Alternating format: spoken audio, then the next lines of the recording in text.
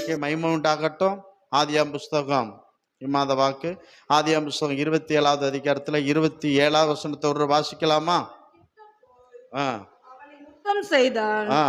அப்பொழுது அவனுடைய வஸ்திரங்களின் வாசனையை முறிந்து, இதோ என் குமாரனுடைய வாசனை கர்த்தர் ஆசீர்வதித்த வயல்வெளியின் வாசனை போல் இருக்கிறது. ஸ்தோத்திரம். அதாவது நல்லா கவனிங்க, ஈசாக்கு சொல்றார், ஒரு காரியம் சொல்றார். என்ன சொல்லுகிறார் அப்படின்னா, நான் ஆசீர்வதிக்க போறேன், என் தகப்பன் ஆபிரகாமுக்கு உண்டான ஆசீர்வாதம் எனக்குள்ள இருக்கிறது. இப்போ இந்த ஆசீர்வாதத்தை பெற்றுக்கொள்வதற்கு நான் உங்களுக்கு தர ஆயத்தமாயிட்டேன், இப்ப நீங்க ஆயத்தமாகுன்னு சொல்றாருன்னு பார்க்கிறோம். ஸ்தோத்திரம். இப்போ ஏசாவும் யாக்கோப்பும் இந்த ஆசீர்வாதத்தை பெற்றுக்கொள்ள ஆயத்தமாகிறார்கள். ரெண்டு பேரும் என்ன செய்றாங்க? ஆயத்தமாகறாங்க. அப்ப ஈசாக்கு சொல்றான், எனக்கு நான் ஆசீர்வதிப்பதற்கு முன்பாக நான் என்ன செய்யணும்? புசிக்கணும், நான் சாப்பிடணும். நான் சாப்பிட்டுட்டு பிற்பாடு தான் உங்களை என்ன செய்வேன்? ஆசீர்வதிப்பேன் அப்படின்னு சொல்லி ஈசாக்கு சொல்றார். இப்ப ஈசாக்குனுடைய ஆசீர்வாதம் அவர் சந்ததிக்கு வரணும். ஆபிரகாமின் ஆசீர்வாதம் ஈசாக்கு வந்தது. ஈசாக்குனுடைய ஆசீர்வாதம் அவர் பிள்ளைக்கு வரணும். ஏசாவுக்கா இல்ல யாக்கோப்புக்கா வரணும். இப்ப அவர் சொல்றாரு, நீங்க சாப்பாடு கொண்டு வாங்க, அதை புசிச்சுட்டு சாப்பிட்டுட்டு நான் உங்களை ஆசீர்வதிப்பேன். நாமே இப்ப பாருங்க, ரெண்டு பேரும் சாப்பாட்டுக்கு ஆயத்தமாகறாங்க. ஏசா சாப்பாடு ரெடி பண்ணி எங்க போயிட்டான்? ஆமா, காட்டுக்கு போயிட்டான். யாக்கோப்பு வீட்டிலேயே சாப்பாட்டை ரெடி பண்ணிட்டான். ரெடி பண்ணி என்ன பண்ணிட்டான்? அண்ணன் வர்றதுக்கு முன்னால அப்பாவுக்கு என்னத்தை கொடுத்துட்டான்? சாப்பாட்டை கொடுத்துட்டான். அப்பாவும் சாப்பிட்டு என்ன பண்ணிட்டாரு? ஆசீர்வச்சிட்டாரு. அல்லேலூயா. ஆமா, கர்த்தர் நம்மை ஆசீர்வதிக்கன்னா கர்த்தரை என்ன செய்யணும்? முந்தணும். ஆண்டவருக்குரிய துதி சோத்திரம், ஆண்டவருக்குரிய காணிக்கை எல்லாம் கொடுக்க என்ன செய்யணும்? நம்ம முந்தணும், முந்தணும். இப்ப பாருங்க, யாக்கோப்பு என்ன செஞ்சான்? சாப்பாடு கொடுத்தார். அவர் சாப்பிட்டுட்டு மகனே கிட்ட வா அப்படி சொல்றாரு. அவனை என்ன பண்றாரு? முத்தம் செய்றான், அன்பு செய்கிறாரு. முத்தம் செஞ்சுட்டு சொல்றாரு, ஆமா ஸ்தோத்திரம், என் குமாரனுடைய வஸ்திரத்தின் வாசனை கர்த்தர் ஆசீர்வதித்த விளைந்த வயல் வெளியின் வாசனை போல் இருக்கிறது. அப்ப கர்த்தருடைய ஆசீர்வாதத்தை தன்னுடைய குமாரனுடைய வஸ்திரத்தின் வாசனைக்கு ஒப்பிட்டு என்ன செய்ய சொல்லுகிறார். அதுல அவ்வளவுதான். 27 சொல்றாரு. ஆனா 27, 28 தான் என்ன செய்யறாரு? யாக்கோப்பை என்ன பண்றாரு? ஆசீர்வதிக்கிறார். தேவன் உனக்கு வானத்து பணியையும் பூமியின் கொழுமையும் கொடுத்து மிகுந்த தானியத்தையும் திராட்சரசத்தையும் தந்தருள்வார்களாக. திராட்சரசத்தையும் தந்தருள்வாக என்று என்ன சொல்றான்? ஆசீர்வதிக்கிறான். பாக்க இவன் ஆசீர்வதிச்சு முடிச்ச உடனே யார் வாரா? ஏசா வாரா. ஏசா வந்த உடனே இவனுக்கு திகைப்பு வந்துட்டு, என்னடா சோத்திரம், நான் ஆசீர்வதிச்சிட்டேனே, அவன் ஆசீர்வதிக்கப்பட்டவன். அல்லேலூயா, அல்லேலூயா. புரியுதுங்களா? ஏசா சொல்றான், அப்பா என்னை ஆசீர்வதியும். நான் ஆசீர்வதிச்ச பிறகு நான் எப்படிடா ஆசீர்வதிக்க முடியும்? ஆமென். அந்த ஆசீர்வாதம் போயிடுச்ச, சொல்லிட்டேனே, கொடுத்துட்டேனே. அதான் ஒருத்தர் வாக்கு பண்றாரு, யார் முதல்ல வாரீங்களோ உங்களுக்கு தந்துடுறேன். அவன் ஃபர்ஸ்ட் வந்தா வாங்கிட்டான், ரெண்டாவது வாரம் தாங்கன்னு எங்க இருந்து கொடுத்தாச்ச. அல்லேலூயா, அல்லேலூயா, ஸ்தோத்திரம். புரியுதுங்களா? அப்ப கர்த்தருடைய காரியத்துல எவ்வளவு முந்தணுமோ அவ்வளவு முந்துங்க. கர்த்தரை கணம் பண்ணுவதில் என்ன செய்யுங்க? முந்துங்க. கர்த்தரை கணம் பண்ணுவதில்ல. நீதிமொழி 3:9-10 அத வாசிங்களா, போடுங்களா. அது என்ன சொல்லப்பட்டு பாருங்க. 3:9-10 என்ன சொல்லுது பாருங்க. அது டிவியும் சீக்கிரம் உன் வராது. பொருளாலும் உன் பொருளாலும் உன் எல்லா விளைவின் முதற் பலனாலும் உன் எல்லா விளைவின் முதற் பலனாலும் கர்த்தரை கனம் பண்ணு. கர்த்தரை கனம் பண்ணு. அப்பொழுது உன் களஞ்சியங்கள் பூரணமாய் நிரம்பும். உன் களஞ்சியம் எப்ப நிரம்பும் தெரியுமா? கர்த்தரை கனம் பண்ணும்போதுதான். நம்ம களஞ்சியம், நம்ம அக்கௌண்ட், நம்மளுடைய வீடு எப்ப நிரம்பனா, நீ உனக்கு உண்டானதை என்ன செய்யணும்? முந்தி கொடுக்கணும், பிந்த கூடாது. கர்த்தருக்கு கொடுக்கிறத தாமதிக்க கூடாது. துதிப்பது, ஆராதிப்பது, ஊழியம் செய்வது, காணிக்க கொடுப்பதை என்ன செய்யக்கூடாது? தாமதம் செய்யக்கூடாது. இப்ப இந்த உலகத்துல யாரும் கேட்க மாட்டாங்க, ரைட்டு, ஏன் துதிக்கு வரல, ஏன் வரல, ஏன் துதிக்கல, ஏன் கூட அப்படிலாம் கேட்க மாட்டாங்க. ஆனா நீங்க எந்த அளவினால் அளக்கிறீர்களோ அதே அளவு. லூக்கா 6:38 ஏசப்பா அப்படித்தானே சொல்றாரு. நீங்க லூக்கா 6:38 வாசிங்க பார்க்கலாம். கொடுங்கள் அப்பொழுது உங்களுக்கு கொடுக்கப்படும். பாருங்க, கொடுங்கள் அப்பொழுது உங்களுக்கு கொடுக்கப்படும். அமுக்கி குலுக்கி சரிந்து விழும்படி நன்றாய் அளந்து உங்கள் மடியிலே போடுவார்கள். நீங்கள் எந்த அளவினால் அளக்கிறீர்களோ அந்த அளவினால் உங்களுக்கும் அளக்கப்படும் என்றார். அப்ப ஆண்டவர் சொல்லியிருக்காரு, அந்த அளவு கரெக்டா ஒரு ஓமரை வச்சிருக்காரு, கரெக்டா அளந்துருவார். ஆமென். கர்த்தர் அளந்துருவார். நம்ம எந்த அளவுக்கு விதைக்கிறோமோ அந்த அளவுக்கு அறுவடை நிச்சயம். ஆமென். அப்படிதானே? 1 ஏக்கர்ல விதைச்சிட்டு 10 ஏக்கரை நம்ம எதிர்பார்க்க முடியுமா? விதைச்சது 1 ஏக்கர். ஆமென். 10 ஏக்கரை விதைச்சா 10 ஏக்கர்ல உள்ளது நமக்கு வரும். தோத்திரம். அப்போ கர்த்தரை கனம் பண்ணுங்கன்னு வேதம் சொல்லுகிறது.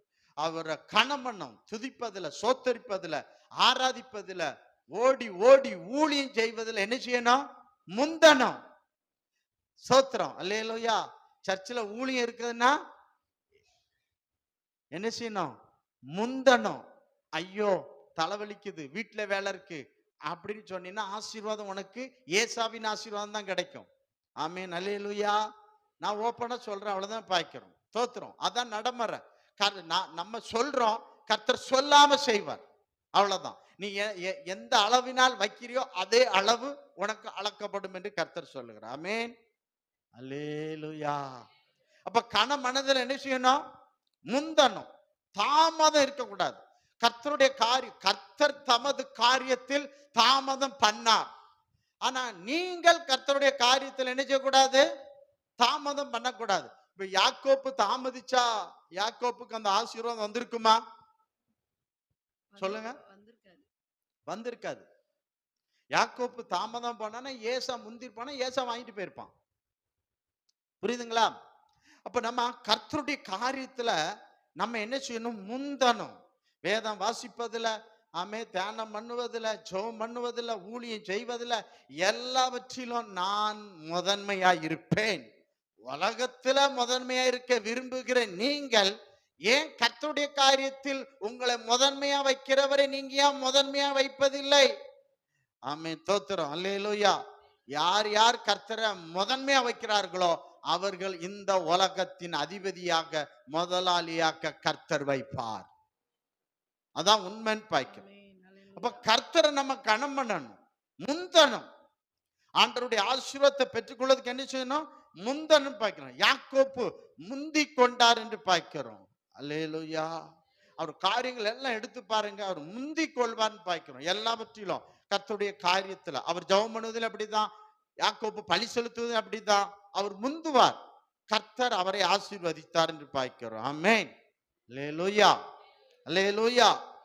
அப்ப பாருங்க, இன்னைக்கு ஒரே ஒரு காரியத்தை மட்டும் நான் உங்களுக்கு சொல்லி ஆசீர்வாதத்தோட நிறைவு செய்ய கர்த்தர் உதவி செய்வாராக. இந்த விளைந்த நிலம், இந்த விளைந்த வயல் நிலம் தேவனுடைய சபையை காட்டும். ஏன்னா கர்த்தருடைய சபையிலிருந்து தான், கர்த்தருடைய ஆலயத்திலிருந்து தான் உங்களை என்ன செய்யறோம்? ஆசீர்வதிக்கிறோம். சபை தான் என்ன செய்யும்? ஆசீர்வதிக்கும். சபை தான் காட் சர்ச், காடு. அப்ப கர்த்தரால் ஆசீர்வதிக்கப்படும். கர்த்தருடைய ஆசீர்வாதம் நமக்கு வரும். அப்ப என்ன பண்ணுகிறதுன்னா, அது தேவனுடைய சபையை காட்டும். வாசனை என்பது தேவனுடைய அன்பை காண்பிக்கும், அவருடைய அன்பை காட்டும். அப்ப இயேசு கிறிஸ்து சபையை என்ன செய்றாரு? நேசிக்கிறார். எபேசியர் 5வது அதிகாரத்துல அவர் சபையை என்ன செய்றாரு? நேசிக்கிறார், அன்பு செலுத்துகிறார் என்று பார்க்கிறோம். கர்த்தர் நேசிக்கிறார், அன்பு செலுத்துகிறார் பார்க்கிறோம். கர்த்தருக்கு மகிமை உண்டாகட்டும். சரி, ஸ்தோத்திரம். ஒரு காரியத்தை நம்ம பார்த்துக் கொள்வோம். நீங்க நல்லா கவனிங்க. நியாயாதிபதி புஸ்தகத்தை நீங்க கொஞ்சம் வாசித்தா தெரியும். நியாயாதிபதி புஸ்தகத்தில் 13வது அதிகாரத்துல நீங்க 2வது வசனத்திலிருந்து 9 வரை வாசிக்க கேட்கலாமா? 13வது அதிகாரத்துல தேவன் மனோவாவின் சத்தத்துக்கு செவி கொடுத்தார். அந்த ஸ்திரீ வயல்வெளியில் இருக்கும்போது தேவனுடைய தூதனானவர் திரும்பவும் அவளிடத்தில் வந்தார். அப்பொழுது அவள் புருஷனாகிய மனோவா அவளோட இருக்கவில்லை. ஆகையால் அந்த ஸ்திரீ சீக்கிரமாய் ஓடி, இதோ அன்று என்னிடத்தில் வந்தவர் எனக்கு தரிசனமானவர் தன் புருஷனுக்கு அறிவித்தாள். அப்பொழுது மனோவா எழுந்திருந்து தன் மனைவியின் பின்னாலே போய் அவரிடத்தில் வந்து, இந்த ஸ்திரீயோட பேசினவர் நீர்தானா என்று அவரிடத்தில் கேட்டான். அவர் நான் தான் என்றார். அப்பொழுது மனோவா, நீர் சொன்ன காரியம் நிறைவேறும் போது அந்த பிள்ளையை எப்படி வளர்க்க வேண்டும், அதை எப்படி நடத்த வேண்டும் என்று கேட்டான். கர்த்தருடைய தூதனானவர் மனோவாவை நோக்கி, நான் ஸ்திரீயோடே சொன்ன யாவற்றுக்கும் அவள் எச்சரிக்கையா இருந்து திராட்சை செடியிலே உண்டாயிருக்கிறது ஒன்றும் சாப்பிடாமலும் திராட்சரசம் மதுபானம் குடியாமலும் தீட்டானது ஒன்று புசியாமல் நான் அவள் கட்டளையிட்ட யாவையும் கைக்கொள்ள கடவுள் என்றார். அப்பொழுது மனோவா கர்த்தருடைய தூதன் நோக்கி, நாங்கள் ஒரு வெள்ளாட்டு குட்டியை போதும் அதோட போதும். அதாவது இந்த இடத்துல வந்து மனோவா மனைவி சோத்திரம், அவளுக்கு குழந்தை இல்லை. அவளை தேவதூதன் சொல்லும் பொழுது மலடியா இருக்கிற மனவா மனைவின்னு சொல்றான், மலடின்னு சொல்றான். அவளை பத்தி மலடின்னு சொல்றான். ஆனா நீ கற்பம் தரித்து ஒரு குழந்தை என்னச்சுபா பெற்றெடுப்பான்னு சொல்றான். சொல்லிட்டு அவன் சொல்றான், பிரமாணத்தை கொடுக்கறான், கட்டளையை கொடுக்கறான், கட்டளையை கொடுக்கறான். நல்லா கவனிங்க, கட்டளை கொடுக்கறான். இந்த பிரமாணத்தின்படி, இந்த கட்டளின்படி இந்த பிள்ளையே நீங்கள் வளர்த்தா நான் இந்த பிள்ளையை ஆசீர்வதிப்பேன். கைகளை ஒருத்தர் அல்லையிலே சொல்லுங்க பார்க்கலாம். இந்த கட்டளை பிரமாணத்தை பெற்றுக்கொண்ட இடம் வயல்வெளி, தேவனுடைய சபை. அப்ப சபையில, சபைக்கு கர்த்தர் கட்டளையும் பிரமாணத்தையும் கொடுத்திருக்கார். கொடுத்துட்டு சொல்றாரு, அந்த பிள்ளை சிறு வயதிலிருந்து அவன் மரிக்கும் வரைக்கும் இந்த பிரமாணத்துக்கு என்ன செய்யணும்? கீழ்ப்படியணும், கை கொள்ளணும், அதன்படி நடக்கணும், நான் ஆசீர்வதிப்பேன். அல்லேலூயா. சத்தம் இல்லை, சோத்திரம். என்ன இல்ல? சத்தம் இல்லை. அப்போ நான் வயல்னா தேவனுடைய சபைங்கிறேன். அப்ப கர்த்தர் சபைக்கு தான் என்ன எதை கொடுக்கிறாரு? சபைனா மனவாட்டி, மனவாட்டி நீங்க நானும். அப்ப நமக்கு தான் ஆண்டவர் கட்டளை பிரமாணத்தை கொடுக்கிறார். அந்த கட்டளை பிரமாணத்துக்கு நம்ம கீழ்ப்படியணும், அதை கை கொள்ளணும், நடக்கணும். அப்படி கை கொண்டு நடந்தால் கர்த்தருடைய ஆசீர்வாதம் நமக்கு சொந்தமாகும். அவர் அப்படிதான் சொல்றாரு. அப்போ வாழ்நாள் முழுவதும் அதை என்ன செய்யணும்? கை கொள்ள வேண்டும். அல்லேலூயா. இந்த நாட்கள் வந்து அந்த பிள்ளை எப்படி வளர்க்க வேண்டும் என்று தாய் தகப்பன் கேட்காங்க. இந்த நாட்கள்ல வந்து பிள்ளைகளை வளர்க்குறாங்க, பெற்றெடுக்காங்க, வளர்க்குறாங்க. பிள்ளை வளருது, இல்லைன்னு சொல்ல, சாப்பாடு போட்டா பிள்ளை வளர்ந்துரும். ஆனா அது எப்படி வளர்க்க வேண்டும் அப்படி அங்க இருக்கு. ஆனா நல்லா நான் சிம்சனுடைய தகப்பன் தாய் எந்த குற்றமும் இல்லை, பெர்ஃபெக்டா பிள்ளைய வளர்த்துட்டாங்க. சிம்சனுடைய தாய் தகப்பன் பிள்ளை எப்படி வளர்த்துட்டாங்க? பெர்ஃபெக்டா வளர்த்துட்டாங்க. அதனால கர்த்தர் பிள்ளை என்ன செஞ்சாரா? ஆசீர்வதிச்சாருன்னு சொல்லப்பட்டிருக்கிறது. ஆனா தாய் தகப்பங்க அந்த கட்டளையின்படி, அந்த பிரமாணத்தின்படி பிள்ளைய வளர்த்துட்டாங்க. பிள்ளையும் கர்த்தருடைய நாமத்துல ஆசீர்வதிக்கப்பட்டது. ஆனால் சிம்சோன் அந்த கட்டளையே, அந்த பிரமாணத்தை அவன் கை கொள்ளல, அவன் கீழ்ப்படியில, அவன் மீறி விட்டான் என்று பார்க்கிறோம். ஆமென், அல்லேலூயா. அவனுக்கு கொடுக்கப்பட்ட பிரமாணம் என்ன? திராட்சரசத்தில் உண்டாகிற எதையும் நினைச்சக்கூடாது, உண்ணக்கூடாது. உயிரோடு இருக்கிற சாகிற வரைக்கும் அந்த தலைமுடி என்ன செய்யக்கூடாது? வெட்டக்கூடாது, வெட்டக்கூடாது. புரியுதுங்களா? வெட்டக்கூடாது. தீட்டான செத்த உடலை என்ன செய்யக்கூடாது? தொடக்கூடாது. இவன் எல்லாத்தையும் மீறான்னு பார்க்கணும். எல்லாத்தையும் கடைசியில ஒரு வேசிக்கிட்ட போய் அவன் முடிய வெட்டு அப்போது கர்த்தர் என்ன விட்டு போயிருவாரு, என் கண்ணை பிடிங்கிடலாம், என்னை வெட்டிடலாம், குத்திரலாம், கொண்டுடலாம்னு சொல்றான். தன்னை கொலை செய்வதற்கு அவன் ஆலோசனை சொல்றான் பாருங்க. ஏன் அப்படி போறான் அப்படின்னா, கட்டளைய விட்டுட்டான், பிரமாணத்தை விட்டுட்டான், பிரமாணத்தை மீறிட்டான், வேண்டான்னுட்டான், பாவத்துக்கு நேரா போனான், பலியாகி விட்டான். அல்லேலூயா, அல்லேலூயா. நான் இப்ப இந்த காலத்துல நான் சொல்றேன், பிள்ளைகள் நல்லா கவனிங்க. பிள்ளைகள் பேரண்ட்ஸ் நல்ல பேரண்ட்ஸ், அது என்ன நல்ல பேரண்ட்ஸ் பாய்க்கிறோம். என்னடா பண்றீங்க? நல்ல பேரண்ட்ஸ் பாய்க்கிறோம். அவங்க பிள்ளைகள் என்ன செஞ்சாங்க? நல்லா வளர்த்தாங்க. ஆனா மனைவி மேல எந்த இல்ல, கரெக்டா அவங்களும் கரெக்டா இருந்து கரெக்டா பிள்ளை வளர்த்துட்டாங்க. ஆனா பிள்ளை அந்த இடத்துல மிஸ்டேக் பண்ணதுன்னு பாய்க்கிறோம். அது பிள்ளை தலைமையில் வந்து பாய்க்கிறோம். இன்னைக்குள்ள பெற்றோர்கள் உள்ள ஒரு காரியம் என்ன தெரியுமா? படி படி படிங்கிறதுல கவனமா இருக்காங்க. படிடா, பைபிள் படின்னு சொல்லவே மாட்டாங்க. சர்ச்சில் போய் ஊழியம் செய்யன்னு சொல்லவே மாட்டாங்க. எதான் சொல்லுவாங்க? படிக்கணும், பெரிய படிச்சு பெரிய வேலை வாங்கி. ஆனா கர்த்தர் அந்த காரியத்தை கம்ப்ளீட்டா, சிம்சோன் எப்படி மறந்தானோ பிள்ளைகள் மறந்துடும் பாய்க்க. புரியுதுங்களா? அந்த மாதிரி இருக்கக்கூடாது. நான் என்ன சொல்றேன், படிப்பை விட மேலானது கர்த்தர். ஆமென். நீங்க பால்வாடியில கொண்டு விடுறீங்க, அந்நாள் பிள்ளை எங்க கொண்டு விட்டா? கர்த்தருடைய ஆலயத்துல விட்டான்னு பாய்க்கிறோம். அது பின்னாட்கள் அது ஆமென் கர்த்தருடைய தீர்க்கதரிசி, ஆமென் பெரியவன் என்று பெயர் பெற்றான் என்று பாய்க்கிறோம். அப்போ படிக்க கொடுக்கிற முக்கியத்தை இன்னைக்கு பேரண்ட்ஸ் பைபிள் கொடுக்கிற முக்கியத்துவம் குறைவா இருக்குன்னு பாய்க்கிறோம். நான் தான் எப்போதும் சொல்லுவேன், ஒரு பிள்ளை நல்லா வரணும், ஒன்று பேரண்ட்ஸ், ரெண்டாவது அந்த சர்ச்சு போதாது. இந்த ரெண்டு பேரும் சரியில்லைன்னா அந்த தலைமுறை சரியில்லாம போயின்னு பாய்க்கும். தோத்திரம். புரியுதுங்களா? பேரண்ட்ஸ் மேல தப்பு இல்லாம இப்ப பாருங்க, மனைவியும் மனைவியும் சரியா நடத்திட்டாங்க. பிள்ளைய குறித்த இரத்த பலிக்கு பேரண்ட்ஸ் தப்பிட்டாங்க. சில பிள்ளைகளை நம்ம சரியா நடத்தலன்னா அந்த பிள்ளைய குறித்த இரத்த பலிய பேரண்ட்ஸ் கர்த்தர் கேட்பார், போதகர்கிட்ட கேட்பார். போதகர் என்ன சொன்ன கூப்பிடுவாரு, வரலன்னு என்ன பண்ணுவாரு, அவ்வளவுதான் பாய்க்கணும். போதகரும் முக்கியம். புரியுது? இதுல மனைவி தப்பிட்டாங்க, மாட்டினது அவன் தான் மாட்டான்னு பாய்க்கும். அல்லேலூயா, அல்லேலூயா, சோத்திரம். சத்தம் வர மாட்டேன். அப்ப பாருங்க, அவன் கை கொள்ளணும். கர்த்தர் சொன்னாரு இந்த பிரமாணத்தை. நீ ஃபர்ஸ்ட் சொல்றாரு, மனைவிட்ட சொல்ற, முதல்ல நீங்க கை கொள்ளுங்க, பேரண்ட்ஸ் சொல்றாரு. ரெண்டாவது சொல்றாரு, அவன் வாழ்நாள் முழுவதும் அதை என்ன செய்யணும்? கை கொள்ளணும். அப்படி நீங்க பிள்ளைய நடத்தணும். அப்ப பிள்ளைகளை முதல்ல எங்க கொண்டு விடணும்? பால்வாடிக்கு விடுற பிள்ளைய முதலாவது எங்க விடணும் சொல்லுங்க? சண்டே கிளாஸ்ல விடணும். அப்புறம் எங்க விடணும்? வாலிபர் மீட்டிங்ல விடணும். அங்க உருவாக்கி அவன் வீட்டுக்கும் நாட்டுக்கும் சபைக்கும் நல்ல கனி கொடுக்கிற பிள்ளையா இருப்பான்.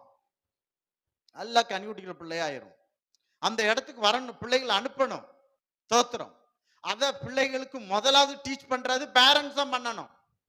பேரண்ட்ஸ் பண்ணி இங்க வரும் பொழுது அந்த பிள்ளைய அந்த சபை சரியா நடத்தணும். என்ன செய்யணும்? சபை அந்த பிள்ளை என்ன செய்யணும்? சரியா கிறிஸ்துவுக்கள் என்ன செய்யணும்? நடத்தணும். அதுல அவருடைய பங்கு இருக்குன்னு பாய்க்கிறோம். தோத்திரம். அல்லேலூயா. அப்போ ஊழியத்துக்கு போதகரா, சர்ச்சி பாஸ்டரா வாரது பெருசு இல்ல, பேரண்ட்ஸ் குழந்தை பெற்றெடுக்க பெருசு இல்ல, அதை வளர்த்து கர்த்தருக்காக வளர்த்து கர்த்தருக்காக சபையும் சேர்ந்து செய்யறது. ரெண்டு பேரும் அந்த சபையில் உள்ள போதகர் என்னடி போனா என்ன அப்படின்னு விட்டுறக்கூடாது. சிறுவர் ஊழியமும் முக்கியம், சுய ஊழியமும் என்ன செய்யுது? முக்கியம் என்று பார்க்கிறோம். ஆமென். தோத்திரம். ரெண்டையும் பண்ணணும். அதான் சர்ச்சு அஸ்திபாரம் என்று பார்க்கிறோம். அப்ப பேரண்ட்ஸ் ஒத்துழைப்பு வேணும். என்ன செய்யணும்? பிள்ளைகள் அனுப்பணும். பிள்ளைகள் என்ன செய்யணும்? அனுப்புனா அவன் முதிர் வயது வரைக்கும் அதை என்ன செய்திடும்? விடாதிருப்பான். ஆமென். இந்த காலத்து பேரண்ட்ஸ் நான் நிறைய பேர் பார்த்திருக்கேன். அவங்களே 4 வாரம் சர்ச்சுக்கு என்ன செய்ய மாட்டாங்க, வரமாட்டாங்க. ஏதோ மாசத்துல ஒரு டைம், அதோட அடுத்த மாசம், அதோட அடுத்த மாசம் பிள்ளை எப்படி வளரும் கர்த்தருக்குள்ள. அப்ப சொல்ல நம்ம அப்பா அம்மாவே சர்ச்சுக்கு போறது இல்ல, நம்ம அப்பா அம்மாவே பைபிள் படிக்கிறது இல்ல, நம்ம அப்பா அம்மாவே ஜெபம் பண்றது இல்ல, இதுல நான் எங்க பண்றது? கைகளை ஒருத்தர் அல்லையிலே சொல்லுங்க பார்க்கலாம், சத்தமா சொல்லுங்க. சோத்திரம். இன்னைக்கு இருக்க நிலம் பரிதாபமான நிலம் அது. சோத்திரம்.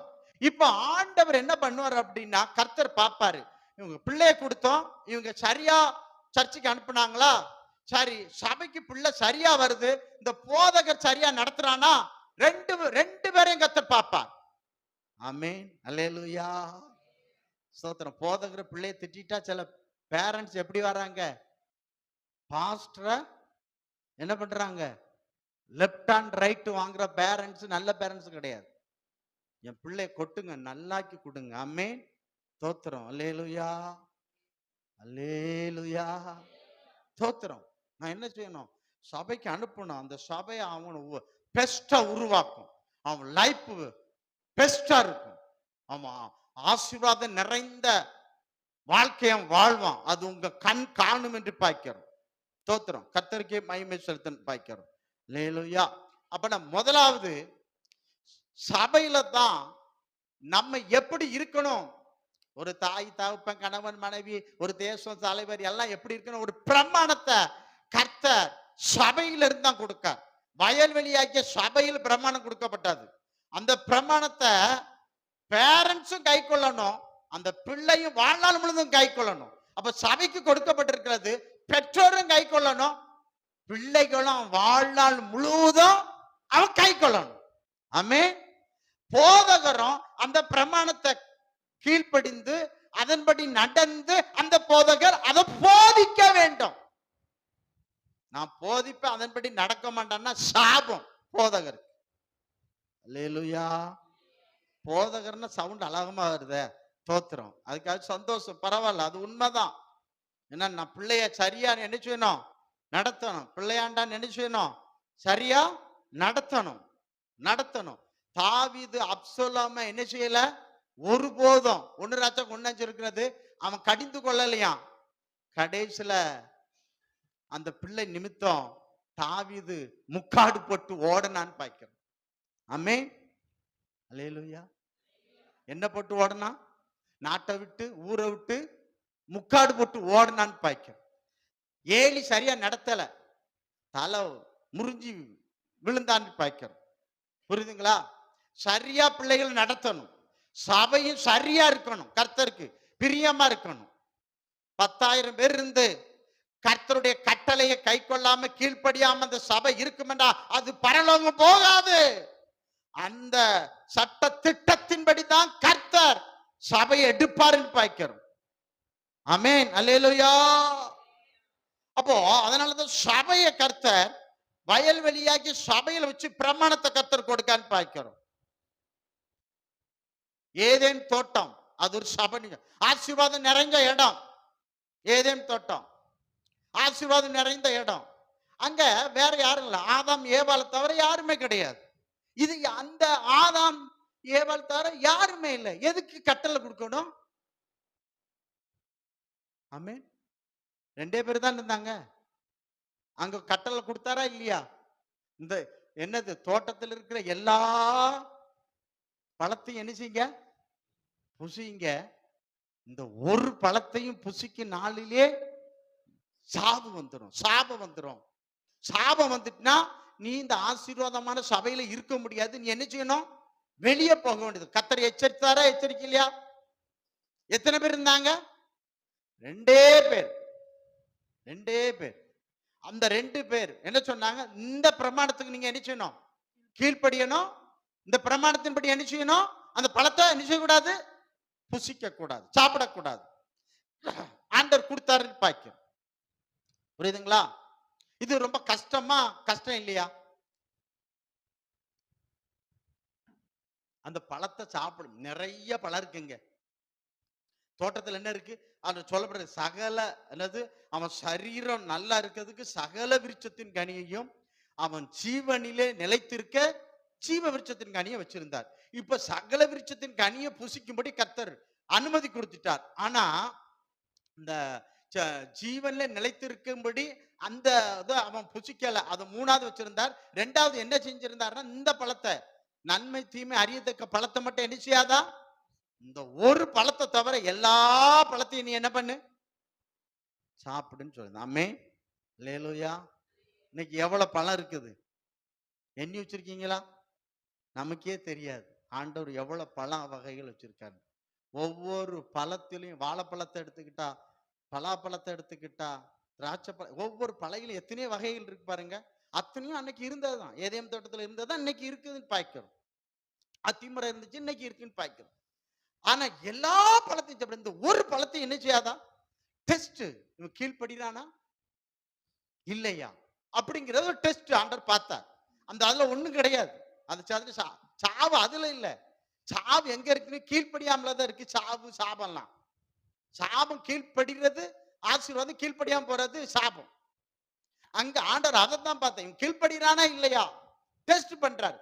அப்படி பார்க்க தோத்திரம். எல்லா பழத்தையும் சாப்பிடலாம் அப்படிதானே?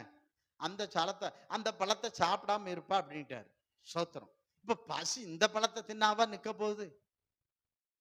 அப்போ எதை புசிக்க கூடாது என்று கர்த்தர் சொன்னாரோ அதையே அவர்கள் புசித்தார்கள்.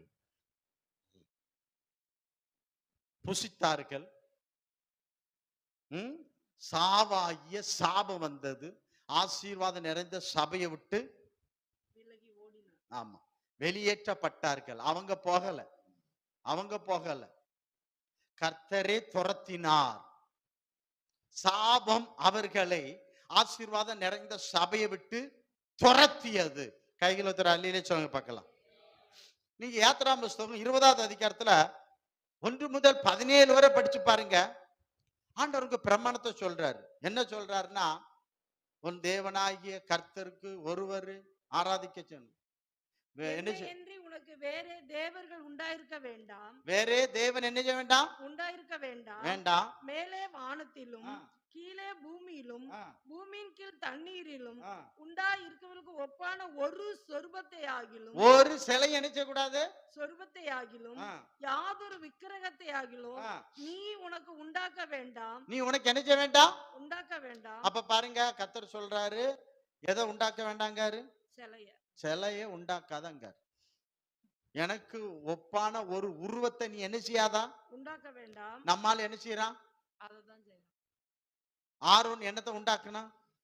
இதுதான் கண்ணுக்குட்டி உருவாக்கி செஞ்சான்னு பாக்க. சரி, அப்போ எதை உருவாக்க வேண்டாம்னு சொன்னாரோ அதத்தான் என்ன பண்ணானுவ உருவாக்கி அழிஞ்சானு பாய்க்கிறோம். அடுத்தது, நீ அவைகளை நமஸ்கரிக்கவும் சேவிக்கவும் வேண்டாம்.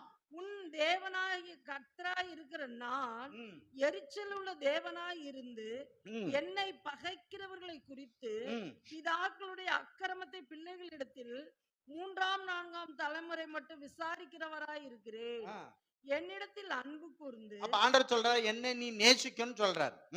என்னிடத்தில் அன்பு கூர்ந்து என் கற்பனை கை கொள்ளுகிறவருக்கோ 1000 தலைமுறை மட்டும் இரக்கம் செய்கிறவராய் இருக்கிறேன். உன் தேவனாகிய கர்த்தருடைய நாமத்தை வீணிலே வழங்காதிருப்பாயாக. கர்த்தர் தம்முடைய நாமத்தை வீணிலே வழங்குறவனை தண்டியாமல் விடார். ஓய்வு நாளை பரிசுத்தமாய் ஆசரிக்க நினைப்பாயாக. 6 நாளும் நீ வேலை செய்து உன் கிரியையெல்லாம் நடப்பிப்பாயாக. 7ஆம் நாளோ உன் தேவனாகிய கர்த்தருடைய ஓய்வு நாள். அதிலே நீ ஆனாலும் உன் குமாரனானாலும் உன் குமார்த்தி ஆனாலும் உன் வேலைக்காரனானாலும் உன் வேலைக்காரியானாலும் உன் மிருக ஜீவனானாலும் உன் வாசல்களில் இருக்கிற அந்நியனாலும் யாதொரு வேலையும் செய்ய வேண்டாம். கர்த்தர் 6 நாளுக்குள்ளே வானத்தையும் பூமியும் சமுத்திரத்தையும் அவையுள்ள எல்லாவற்றையும் உண்டாக்கி 7ஆம் நாளிலே ஓய்ந்திருந்தார். ஆகையால் கர்த்தர் ஓய்வு நாளை ஆசீர்வதித்து அதை பரிசுத்தமாக்கினார். உன் தேவனாகிய கர்த்தர் உனக்கு கொடுக்கிற தேசத்திலே உன் நாட்கள் நீடித்திருப்பதற்கு உன் தகப்பனையும் உன் தாயையும் கனம் பண்ணுவாயாக. அப்ப ஆண்டவர் சொல்றார் பாருங்க, அப்படி இருக்கட்டும், என்ன வாசிக்கணும் இருக்கட்டும். இப்ப முதல்ல என்ன சொல்றாரு? சிலையை உண்டாக்க வேண்டாம். ரெண்டாவது சொல்ற, என் நாமத்தை நீ என்ன செய்ய வேண்டாம்? வீணில வணங்க வேண்டாம். ஏன்னா அவருடைய நாமம் பரிசுத்தம் உள்ளது. ஆமென். அவருடைய நாமத்தை பரிசுத்த குலைச்சலாக்கிற கூடாது. சோத்திரம்.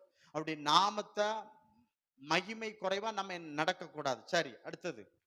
கொலை செய்யாதிருப்பாயாக. ஆண்டவர் சொல்றாரு, கொலை செய்யாதிருப்பாயாக, விபச்சாரம் செய்யாதிருப்பாயாக, விபச்சாரம் செய்யாதிருப்பாயாக, களவு செய்யாதிருப்பாயாக, பிறனுக்கு விரோதமாக பொய் சாட்சி சொல்லாதிருப்பாயாக. இப்ப பாருங்க, இப்ப ஆண்டவர் எதை செய்ய சொல்றாரு அப்படின்னா, என்ன செய்யணும்? 4 வாரமும் என்னையும் வந்து ஆராதனை செய்.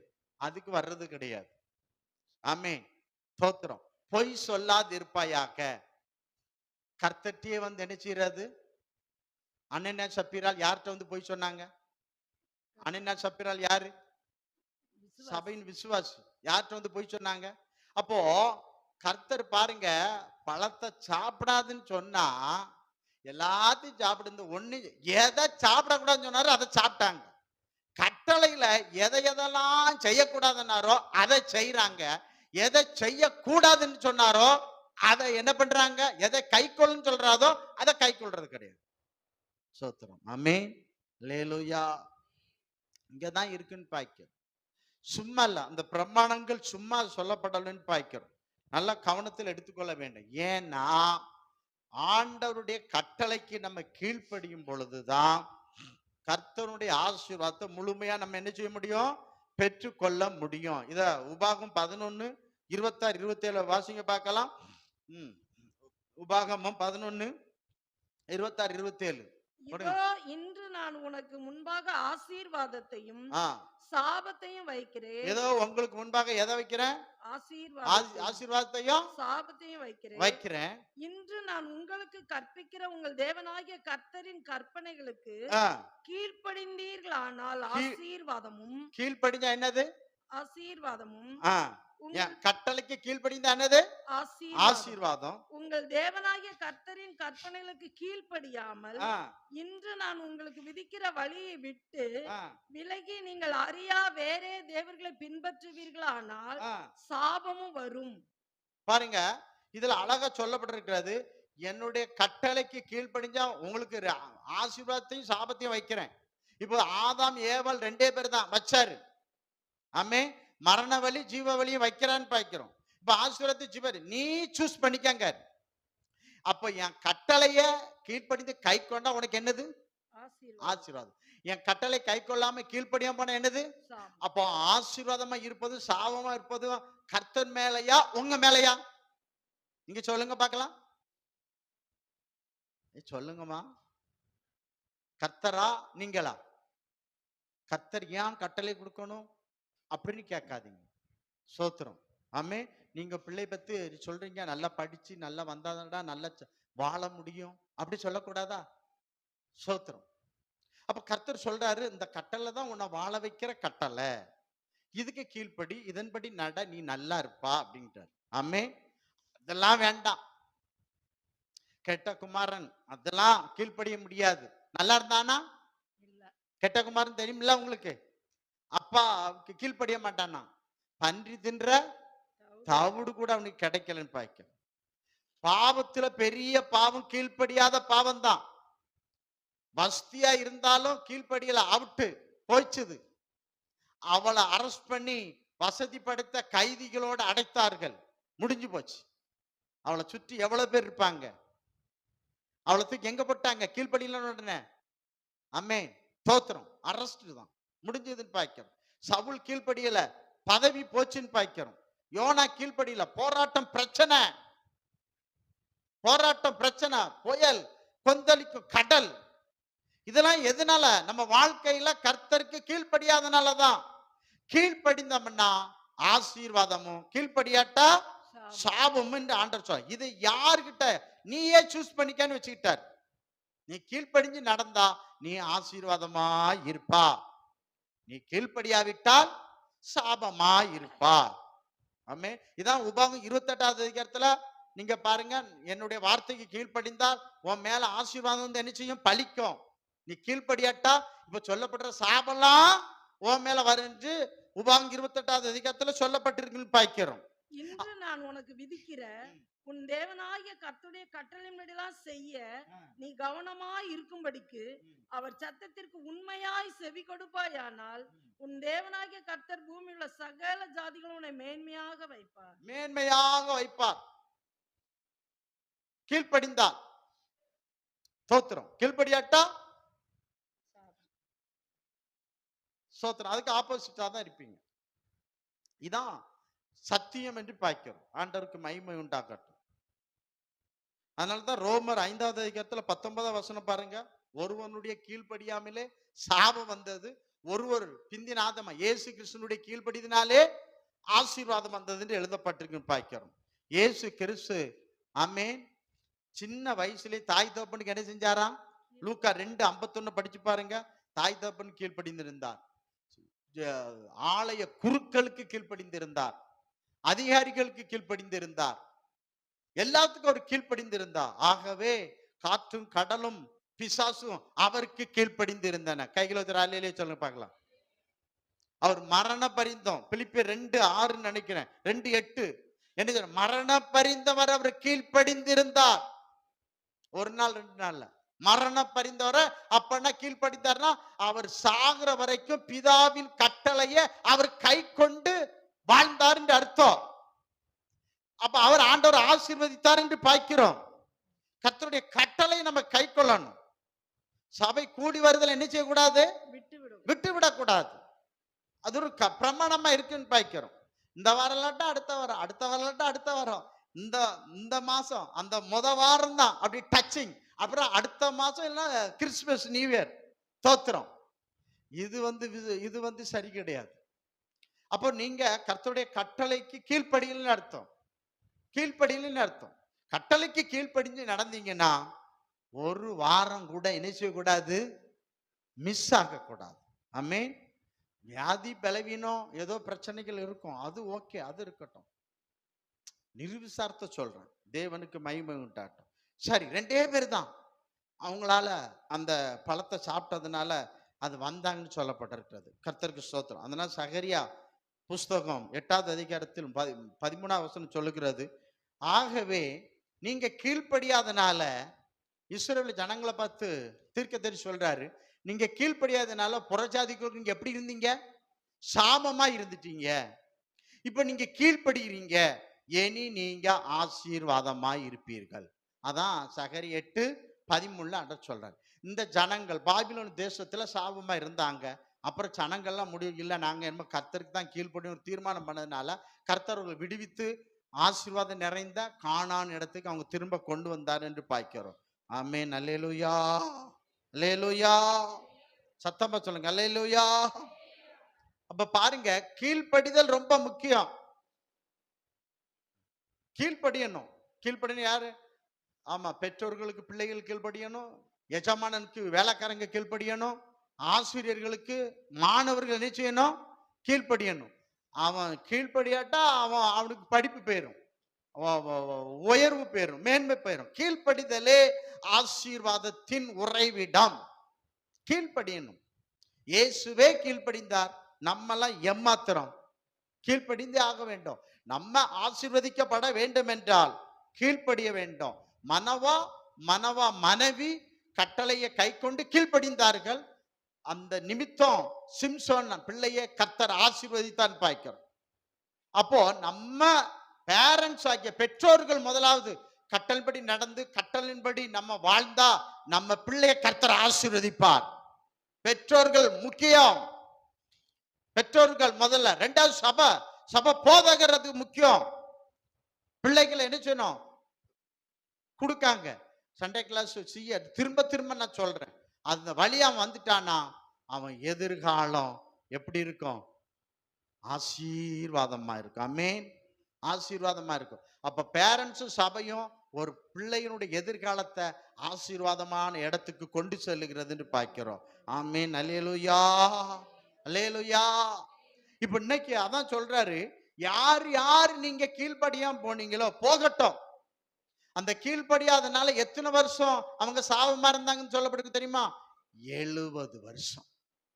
இந்த 70 வருஷம் முடிவுல அவங்க கானானுக்கு வாரம், நாங்க என்னமே கர்த்தருடைய கட்டளை பிரமாணத்தை நாங்க கைக்கொள்ளுன்னு சொன்னதுனால திரும்ப ஆண்டவர் கொண்டு வந்தார் என்று பார்க்கிறோம். ஆமென். அல்லேலூயா. இன்னைக்கு ஏன் ஆசீர்வாதம் குறைவு, ஆசீர்வாதம் இல்லாம இருக்குது? காரணமே கர்த்தருடைய காரியங்களை நம்ம குறைவா இருக்கிறதுனால.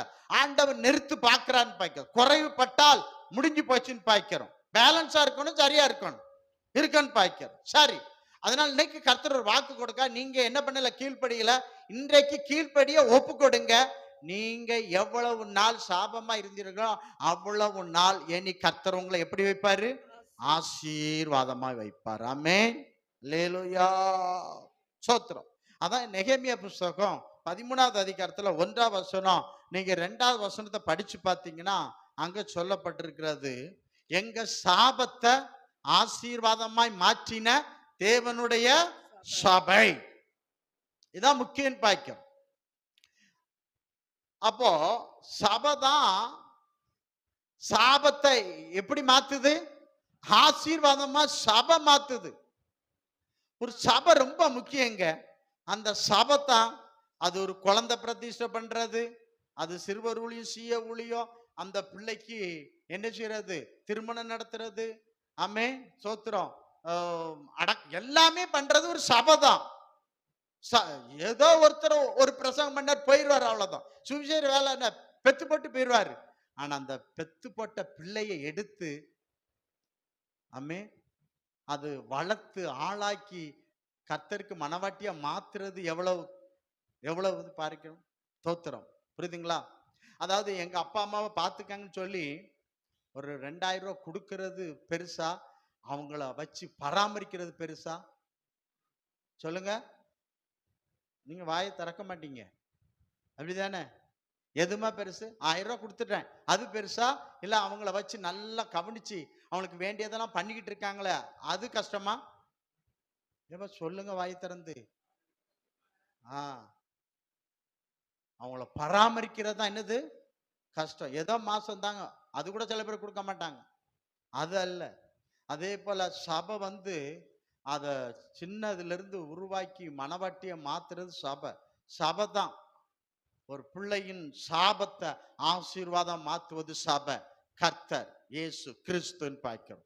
அதான் அப்போஸ்தலர் 20:28 சொல்லப்பட்டிருக்கிறது, அவருடைய ரத்தத்தால் அந்த சபையை கர்த்தர் சம்பாதித்தார்.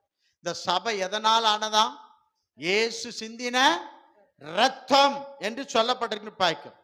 இயேசு கிறிஸ்து சிந்தின ரத்தத்தால தான், இயேசு கிறிஸ்து ரத்தத்தால சபை வந்தது. அப்போ இயேசு கிறிஸ்து ரத்தம் தான் சபை. அப்போ ஒரு மனுஷன் வரும் பொழுது அவன் பாவம் செய்ய வாரான், சாபமா உள்ள வாரான்னு பார்க்கிறோம்.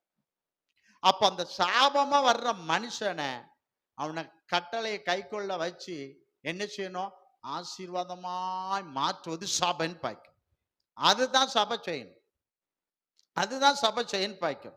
ஸ்தோத்திரம். நீங்க பாருங்க, ஆதாம் ஏவாள், நல்லா கவனிங்க. ஆதாம் ஏவாளை பாருங்க, என்ன செய்ய பாவம் செஞ்சார்கள், ஆண்டவர் அப்படியே விடல. ஆதியாகமம் 3:21 என்ன பண்ணப்பட்டது? அவங்க அத்தி இலையை என்ன செஞ்சாங்க?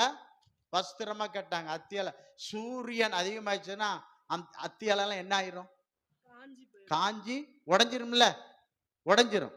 ஆனா கர்த்தரோ, தேவனாகிய கர்த்தர் ஆதாமுக்கும் அவன் மனைவிக்கும் தோல் உடைகளை உண்டாக்கி அவர்களுக்கு உடுத்தினார்.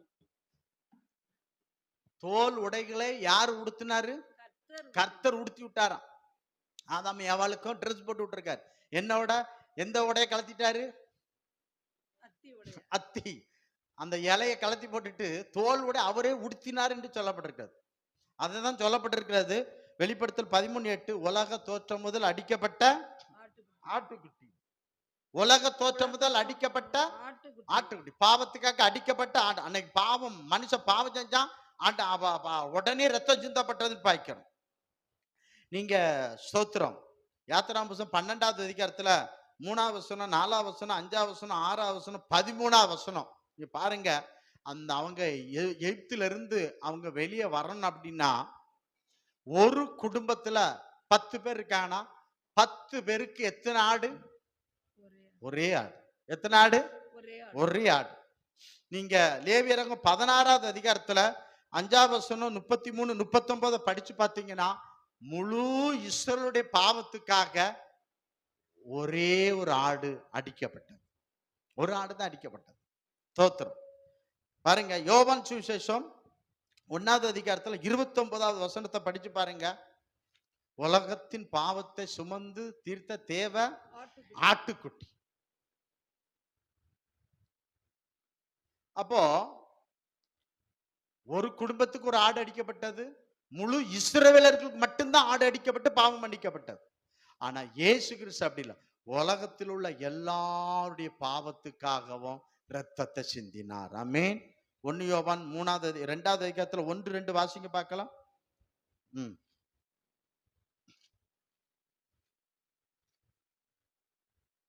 பிரியமானவர்களே, இப்பொழுது தேவனுடைய பிள்ளைகளாய் இருக்கிறோம். இனி எவ்விதமாய் இருப்போம் என்று இன்னும் வெளிப்படவில்லை. 2வது அதிகாரமா 1, 2. ஆமா. என் பிள்ளைகளே, நீங்கள் பாவம் செய்யாதபடிக்கு இவைகளை உங்களுக்கு எழுதுகிறேன். ஒருவன் பாவம் செய்வானானால் நீதிபரா இருக்கிற இயேசு கிறிஸ்து நமக்காக பிதாவிடத்தில் பரிந்து பேசுகிறவரா இருக்கிறார். நம்முடைய பாவங்களை நிவர்த்தி செய்கிற கிருபாதார பலி அவரே. நம்முடைய பாவங்களை மாத்திரமல்ல, சர்வலோகத்தின் பாவங்களையும் நிவர்த்தி செய்கிற பலியா இருக்கிறார். நம்முடைய பாவங்களும் அல்ல, அது என்ன பாவம்னா இஸ்ரவேலுடைய பாவங்கள் மட்டும் அல்ல, உலகத்தில் உள்ள எல்லாருடைய பாவத்தையும் சுமந்து தீர்க்கிற பலியாகிற தேவ ஆட்டுக்குட்டி இயேசு கிறிஸ்து என்று சொல்லப்பட்டிருக்கிறார். ஆமென். அல்லேலூயா, அல்லேலூயா. கர்த்தருக்கு மகிமை. அதான் ஆண்டவர் சொன்னார் பாருங்க, யோவான் சுவிசேஷம் 10வது அதிகாரத்துல ஆண்டவர் சொல்றார். 11, 15 படிங்க பார்க்கலாம். நானே நல்ல மேய்ப்பன், நானே நல்ல மேய்ப்பன். நல்ல மேய்ப்பன் ஆடுகளுக்காக தன் ஜீவனை கொடுக்கிறார். என்ன கொடுக்காராம்? ஆடு கெட்டு போச்சு, அந்த நல்லாடா வரணும். அதுக்கு எதை கொடுக்காராம்? ஜீவனே கொடுக்காராம். அது என்ன ஜீவன் பாருங்க. லேவியராகும் 17வது அதிகாரத்துல 11ஆம் வசனமும் 14ஆம் வசனத்தை படிச்சு பாருங்க. அங்க அழகா சொல்லப்பட்டிருக்கு பாருங்க. அதுல சொல்லப்பட்டிருக்கு பாருங்க, மாம்சத்தின் உயிர் எதுல இருக்கிறதா? இரத்தத்தில் இருக்கிறது. நான் அதை உங்களுக்கு பலிபீடத்தின் மேல் உங்கள் ஆத்துமாவுக்காக பாவ நிவர்த்தி செய்யும்படிக்கு கட்டளையிட்டேன். ஆத்துமாவுக்காக பாவ நிவர்த்தி செய்கிறது இரத்தமே. 14 சகல மாம்சத்துக்கு ரத்தம் எதுவா இருக்கிறது? உயிரா இருக்கிறது. ரத்தம் ஜீவனுக்கு சமம். இந்த ரத்தம் ஜீவனுக்கு சமம். ஆண்டவர் சொல்றாரு, ஆடுகளுக்காக என் ஜீவனை கொடுக்கிறேன். மாம்சத்தின் உயிர் எதுல இருக்கு? ரத்தம். அந்த ரத்தத்தை ஆத்மாவுக்கு பாவ நிவர்த்திக்காக என்ன செஞ்சாராம்? அங்க சமஸ்த இஸ்ரவேல் கொடுக்கப்பட்டது. உலகத்துக்காக அவர் கல்வாரி பலிபீடத்தில் என்ன செஞ்சாராம்? முழு ரத்தத்தையும் கொடுத்தாரா இல்லையா? கொடுத்தாரா இல்லையா? யோவான் 19:34 வாசிங்க பாருங்க. அதுல சொல்லப்பட்டிருக்கு பாருங்க, அந்த வசனத்தை பாருங்க, அழகா எழுதப்பட்டிருக்கு. அந்த வசனம் என்னை டச் பண்ணிச்சுது. ஆமென். யோவான் 19:34 இயேசு காடிய வாங்க 34 ஆகிலும் போர் சேவகரில் ஒருவன் ஈட்டினாலே அவருடைய விலாவில் குத்தினான். உடனே ரத்தமும் தண்ணீரும் புறப்பட்டது. அத ஒரு மனுஷன் செத்துட்டானா ரத்தம் உறைஞ்சு போன்னு சொல்றாங்க, அப்படிதானே? ஏன் ரத்தம் உறையுது சொல்லுங்க? உயிர் இல்ல. ஞானிகள் தான் நீங்க. ரத்தம் ஏன் உறையுது?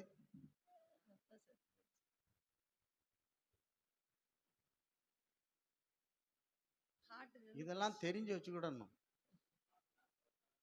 காத்து இல்ல, ஆக்சிஜன் இல்ல. அதாவது ஒரு மனுஷன் செத்துட்டானா அவன் உடல்ல கை வச்சு பாருங்க, என்ன இருக்காது? சூடு இல்ல. அப்ப என்ன ஆகும்? நீங்க குளிராயிரும். குளிராச்சுன்னா பொருள் என்ன ஆகும்? உரையதானே செய்யும். உரையுமா உரையாதா? அதான் ஆண்டவர் சொல்றாரு, நீ அனல் இல்ல, ஒன்னு அனலா இருப்பா, இல்ல குளிராயிரு, ரெண்டு இல்லாம இருக்காதாடா, உன்னை எந்த லிஸ்ட்ல வைக்கன்னு கேட்கிறாரு. சோத்திரம். ஆமே. அனல் இல்லைன்னா ஒருத்தன்ட்ட சூடு இல்லைன்னா அவன் என்ன ஆகி போனான்? அதான் சொல்லி நீ உயிருள்ளன்னு சொல்லி செத்தவனா இருக்கேங்கார். ஒரு மனுஷன் செத்துட்டானா அவன் ரத்தம் என்ன செஞ்சிடும்? உறைஞ்சிரும். சோத்திரம். என்ன செஞ்சிடும்? உறைஞ்சிரும். ஆனா தண்ணி வராது. செத்தவங்கிட்ட இருந்து என்ன வராது? செத்தவங்கள்ட்ட என்ன என்ன வராது? நீங்க அதை போஸ்ட்மார்ட்டம் பண்ணல கேட்டு பாருங்க, தண்ணி வராது. என்னதான் வரும்? ரத்தம் வரும். உறைஞ்சிட்டுனா என்ன செய்யாது? அதுவும் என்ன செய்யாது? வராது. நம்ம உயிரோடு இருக்கும்போது குத்துனா தான் என்ன செய்ய வரும்? உயிரோடு இருக்கும்போது குத்துனா ரத்தமும் தண்ணியும் வருமா? வெறும் ரத்தம் வருமா? ரத்தம் வரும். ரத்தத்துல என்ன இருக்கு? தண்ணி இருக்கு.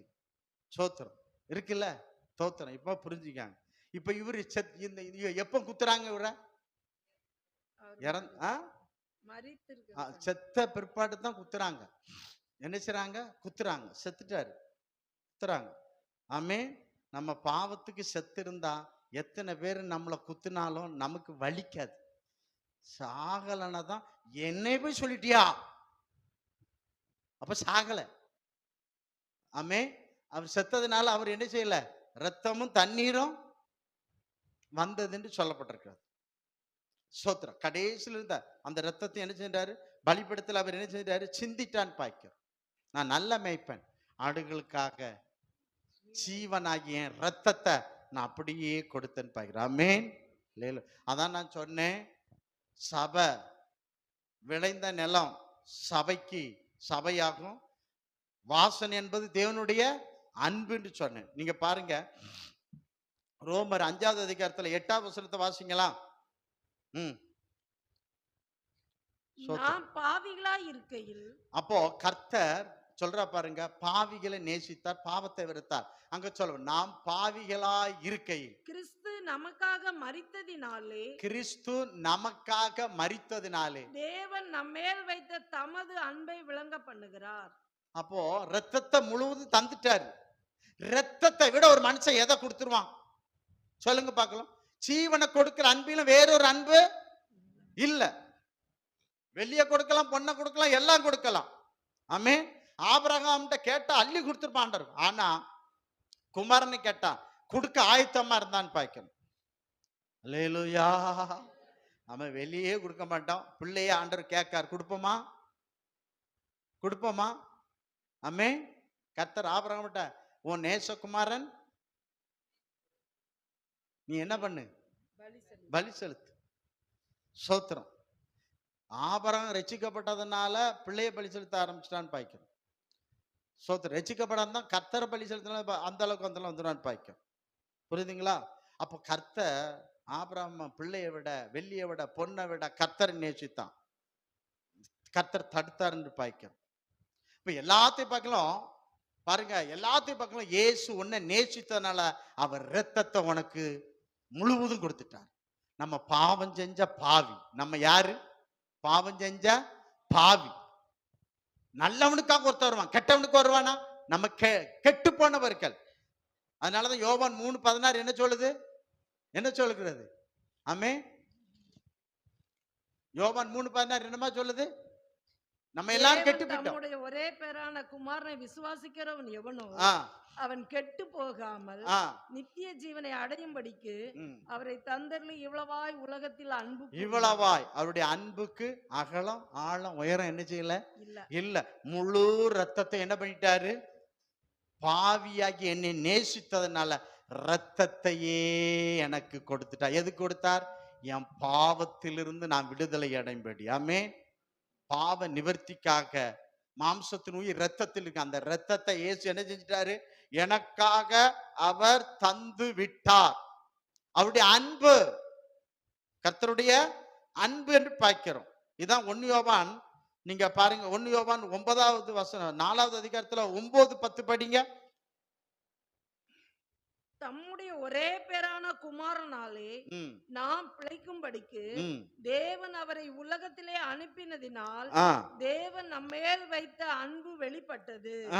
நாம் தேவனிடத்தில் அன்பு கூர்ந்ததினால் அல்ல, நாம் தேவனிடத்தில் அன்பு கூர்ந்ததினால் அல்ல, அவர் நம்மிடத்தில் அன்பு கூர்ந்து, அவர் நம்மிடத்தில் அன்பு கூர்ந்து நம்முடைய பாவங்களை நிவிர்த்தி செய்கிற, நம்முடைய பாவங்களை நிவிர்த்தி செய்கிற கிருபாதார பலியாக, கிருபாதார பலியாக தம்முடைய குமாரனை அனுப்பினதினாலே, ஆமா, பலியாகும்படி அனுப்பினதினாலே அன்பு உண்டாயிருந்தது. ஆமென்.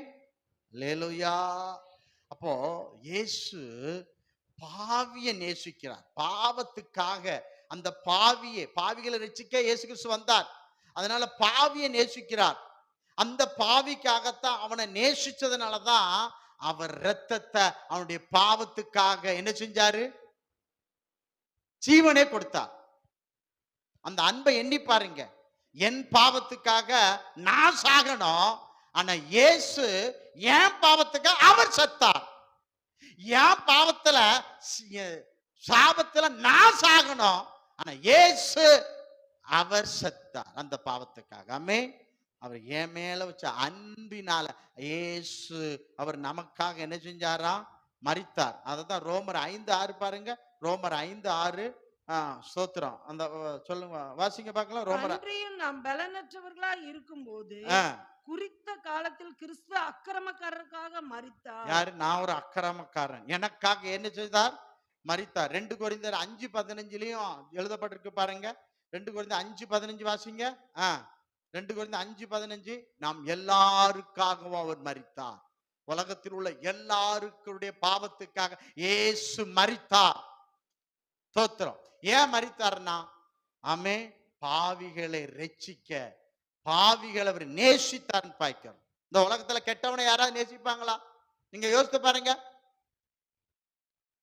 நமக்கு ஒருத்தன் டிஸ்டர்ப் பண்ணிட்டே இருக்கான், அநியாயம் பண்ணிட்டு இருக்கான், அக்கிரமம் பண்ணிட்டு இருக்கான், துன்பப்படுத்திக்கிட்டே இருக்கான், அவன் நேசிப்பீங்களா? நீங்க நேசிப்பீங்களா? ஏதாவது சொல்லுங்க. நேசிப்பேன் இல்ல நேசிக்க மாட்டேன்னு சொல்லுங்க. உங்க வீட்டுக்காரரே உங்களுக்கு எப்படி இருக்காரு? முள்ளா இருக்காரு. நேசிப்பீங்களா? நேசிப்பீங்களா? சரி சரி சரி, தோத்திரம். புரியுதுங்களா? நம்ம என்ன சொல்லணும்னா, அப்ப கெட்டவங்களும் நம்ம நேசிக்க மாட்டான்.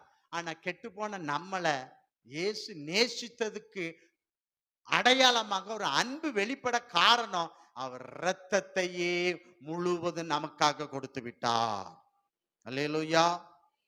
அதான் சொல்லுது உபாகம் 23வது அதிகாரத்துல 3வது வசனம் 5வது வசனம் வாசிங்க. கொஞ்சம் வாசிங்கம்மா. சோமன். உபாகமும் 23வது அதிகாரத்துல 3வது வசனம் 5வது வசனம் வாசிங்க. என்னது? 10. என்ன சொல்ற? சபிக்கப்பட்டவர் எங்க வரக்கூடாது? சபைக்கு வரக்கூடாது. ஏன்னா அவங்க சாபத்துக்கு உட்பட்டவர்கள்.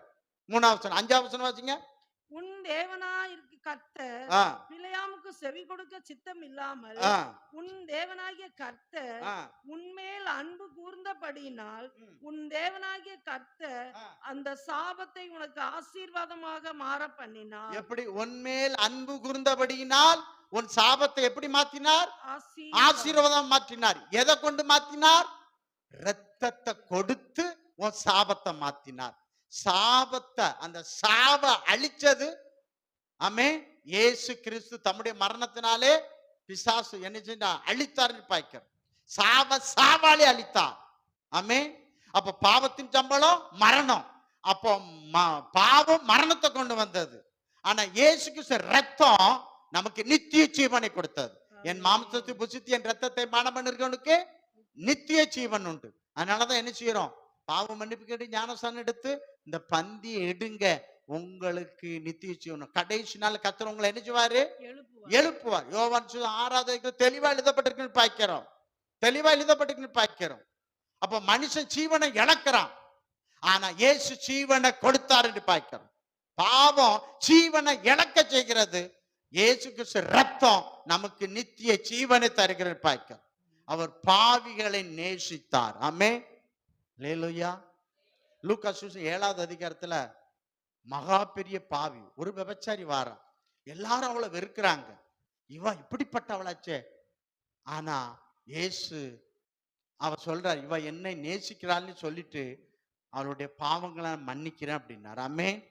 அல்லேலூயா. நீ போ, நீ ரட்சிக்கப்பட்ட சமாதானத்தோட போ அப்படின்னு சொல்றார். ஆமென். அல்லேலூயா. இயேசு அந்த பாவியான ஸ்திரியை நேசித்தார். இயேசு அந்த சகைவை நேசித்தார். அவன் பாவியான மனுஷன் தான், அவனை நேசித்தார். அவரை நேசிக்க வைத்தது ஆமே ஸ்தோத்திரம் அவருடைய அன்பு தான் பாய்க்கும். அவருடைய அன்பு தான். அந்த அன்புக்கு அடையாளம் தான் கல்வாரி சிலுவையிலேயே இரத்தம் சிந்தி நமக்காக அவர் மரித்தார். 3ஆம் நாள் உயிரோட அவர் எழும்பினான் பாய்க்கிறோம். அப்ப இங்க என்ன சொல்லப்பட்டிருக்கிறது பாருங்க. இது சொல்லப்பட்டிருக்கிறது, ஆதாம் பாவம் செஞ்சு சபை விட்டு என்ன செஞ்சிட்டான்? வெளியே வந்துட்டான். சாபம், சாபமான இடத்துக்கு வந்துட்டான். இப்ப சாபமான இடத்துல இருந்து மனுஷன் உள்ள போகணும்னா இரத்தத்தால் அவர் சபையை கர்த்தர் உண்டாக்கி வச்சிருக்கிறார். ஆமென். ஆசீர்வாதம் நிறைந்த இடம் கர்த்தருடைய ஆலயம், சபைன்னு பார்க்கிறோம். இங்க ஒரு மனுஷன் வரணும்னா இயேசு கிறிஸ்து ரத்தத்தால தான் உள்ள வர முடியும். ஆமென். இந்த ரத்தம் இல்லைன்னா அவன் உள்ள வர முடியாது. இந்த ரத்தத்தால கழுவப்பட்டானா அந்த ஆசீர்வாதத்துக்கு அவன் என்ன செய்யறான்? சொந்தக்காரனா அவன் மாறுகிறான்னு பார்க்கிறான். ஆமென். அப்படின்னா இயேசு கிறிஸ்துனுடைய அன்பு பாவத்தை மன்னிக்கிறது. இயேசு கிறிஸ்துனுடைய அன்பு அவனை ஆசீர்வாதமாய் மாற்றுகிறது. ஆமென். இதத்தான் பாருங்க, உபாகம் 7வது அதிகாரத்துல 13ல இருந்து 14, 15 வாசிங்க. அவருடைய அன்பு என்ன செஞ்சதுன்னு எழுதப்பட்டிருக்கு பாருங்க, வாசிங்க பார்க்கலாம். உன் தேவனாகிய கர்த்தருக்கு பயந்து அவருக்கு ஆராதனை செய்து அவருடைய நாமத்தை கொண்டே ஆணையிடுவாயாக. உன் தேவனாகிய கர்த்தருடைய கோபம். உபாகம் 7வது அதிகாரத்துல 13 போடுமா. உன்மேல் அன்பு வைத்து உன்னை ஆசீர்வதித்து உனக்கு கொடுப்பேன் என்று உன் பிதாக்களுக்கு ஆணையிட்டு கொடுத்த தேசத்தில் உன்னை பெருக பண்ணி உன் கற்பத்தின் கனியையும் உன் நிலத்தின் கனியாகிய உன் தானியத்தையும் உன் திராட்சரசத்தையும் உன் எண்ணெயையும் உன் மாடுகளின் பலனையும் உன் ஆட்டு மந்தையும் ஆசீர்வதிப்பார். 14 சகல ஜனங்களை பார்க்கிலும் நீ ஆசீர்வதிக்கப்பட்டிருப்பாய். உங்களுக்குள்ளும் உங்கள் மிருக ஜீவன்களுக்குள்ளும் ஆணிலாகிலும் பெண்ணிலாகிலும் மலடு இருப்பதில்லை. மலடு என்ன செய்வதில்லை? இருப்பதில்லை. கர்த்தர் சகல நோய்களையும் உன்னை விட்டு விலக்குவார். என்ன விளக்கிடுவாரு? சகல நோய். ஆமா, உனக்கு தெரிந்திருக்க எகிப்தின் கொடிய ரோகங்கள் ஒன்று உன்மேல் வரப்படாமல் உன்னை பகைக்கிறவன் மேல் யாவர் மேலும் அவைகளை வரப்பண்ணுவார். இது என்னது? கர்த்தர் நம்மிடத்துல வச்ச அன்பினால் இந்த ஆசீர்வாதம். அப்போ கர்த்தர் நம்ம வச்ச அன்பு சாபத்தை எப்படி மாத்துது? ஆசீர்வாதமா மாத்துது. சாபத்தை ஆசீர்வாதமா மாத்துது. அந்த ஆசீர்வாதம் என்ன என்பதை தான் இந்த உபாகம் 7வது அதிகாரத்துல 13, 14, 15 சொல்லுகிறேன் பாய். அல்லேலூயா. இதுதான் கர்த்தர் ஆசீர்வதித்த விளைந்த வயல் நிலத்தின் ஆசீர்வாதம். அப்ப இன்னைக்கு ஆதியாகமம் 27:27 சொல்லப்பட்டிருக்கிறது, என் குமாரனுடைய வஸ்திரத்தின் வாசனை கர்த்தர் ஆசீர்வதித்த வயல்வெளியின் ஆசீர்வாதம். அல்லேலூயா. அப்போ இன்னைக்கு நீங்க சபைக்குள்ள வந்து நீங்க ஞானஸ்நானம் எடுத்து பந்தி எடுத்துட்டீங்கன்னா என்ன செய்யணும்? பந்தி எடுத்துட்டீங்கன்னா உங்க சாபம்லாம் எப்படி மாறிடும்? ஆசீர்வாதம் மாறிடும். அதான் என்ன சொல்லப்பட்டிருக்க சகரியா புஸ்தகம் 8வது அதிகாரம் 13ல நீங்க எப்படி இதுவரைக்கும் எப்படி இருந்தீங்க? சாபமா இருந்தீங்க. எனவே நீங்க எப்படி இருப்பீங்க? ஆசீர்வாதம். அப்போ ஆதியாகமம் 27:27 பிளஸ் சகரியா புஸ்தகம் 8:13 என்னது இணைக்குதுன்னு பார்க்கிறோம். அப்ப நான் சாபம் என்னதான் மாறுது? அப்ப இந்த மாசம் உங்க சாபம் எல்லாம் இயேசு அவர் சுமந்துகிட்டார், உங்களுக்கு ஆசீர்வாதம். அதான் கலாத்தியர் 3:13 3:13 ஒன்ன வாசித்தீங்க பாருங்க. கலாத்தியர் 3:13 வாசித்துருங்க. விட்டுட்டேன், அந்த வசனம் வாசிக்க பார்க்கலாம். கலாத்தியர் 3:13 மரத்திலே தூக்கப்பட்ட எவனும் சபிக்கப்பட்டவன் எழுதியிருக்கிறபடி கிறிஸ்து நமக்காக சாபமாக்கி நியாயப்பிரமாண சாமதற்கு நம்ம என்ன செஞ்சிட்டாரு? நீங்களாக்கி மீட்டு கொண்டார். 15 ஆபிரகாமுக்கு உண்டான ஆசீர்வாதம் கிறிஸ்து இயேசுவினால் புறஜாதிகளுக்கு வரும்படியாகும். அவரை குறித்து சொல்லப்பட்ட வாக்குத்தத்தம் நம் விசுவாசத்தினாலே பெரும்படியாகவும் இப்படி ஆயிட்டு. அப்ப ஆபிரகாமுக்கு உண்டான ஆசீர்வாதம் இயேசு கிறிஸ்து மூலம் நமக்கு என்ன செய்கிறது? வருகிறது பார்க்கிறோம். ஆமென். ஸ்தோத்திரம். அல்லேலூயா. அப்ப இயேசு கிறிஸ்து நம்ம மேல வச்ச அன்பினாலதான் இந்த ஆசீர்வாதம் நமக்கு வருகிறது. ஆமென். அல்லேலூயா, அல்லேலூயா. அப்ப அதுதான். அப்ப இந்த மாசத்துல கர்த்தர் ஒரு காரியத்தை செய்யறார். இந்த சபைக்கு வர்றவங்களுடைய சாபம் கர்த்தருடைய ரத்தம் ஆசீர்வாதமாய் மாற்றுகிறது. கல்வாரியில் சிந்தின ரத்தம் ஆமே குடும்ப சாபத்திலிருந்து, ஆமே பரம்பரை சாபத்திலிருந்து, ஆமே பிசாசின் சாபத்தை முறித்து ஆசீர்வாதமாய் மாற்றுகிறது. சாபம் கர்த்தராகிய இயேசு கிறிஸ்து ரத்தத்தால எதா மாறுகிறது? ஆசீர்வாதம் மாறுகிறது. கடன் வாங்குறியா? ஆசீர்வாதம் வந்துச்சுல கடன் கொடுப்பா. தரித்திரம் எப்படி செழிப்பாய் மாறும். ஆமென். அல்லேலூயா. இது இயேசு கிறிஸ்து ரத்தத்தால வருகிற பார்க்கிறோம். இம்மாதத்துல பரிசுத்தாவின் சொல்லுகிறார், உன் சாபம் நீங்கி நீ ஆசீர்வாதமாய் இருப்பா. ஆதியாகமம் 27:27 படி கர்த்தர் உன்னை எப்படி எல்லாவற்றிலும் கர்த்தர் எப்படி வச்சிருப்பார்? ஆசீர்வாதத்தை நீ காண்பா. இந்த மாசத்துல நீ எதை காண போறா? இதுவரை நீ சாபத்தை பார்த்தா, இனி நீ ஆசீர்வாதத்தை மட்டும் காண்பா. ஆசீர்வாதத்தை மட்டும் காண்பா. இனி கர்த்தர் கடன் வாங்காதிருப்பா, நீ கடன் கொடுப்பா.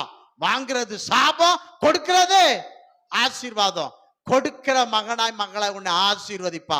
இம்மாதத்தில் அது நடக்க நீ காண்பா. இதுதான் கர்த்தருடைய வாக்கு தத்துவம். ஹல்லேலூயா. எல்லாம் எழும்புங்க. ஆண்டவரை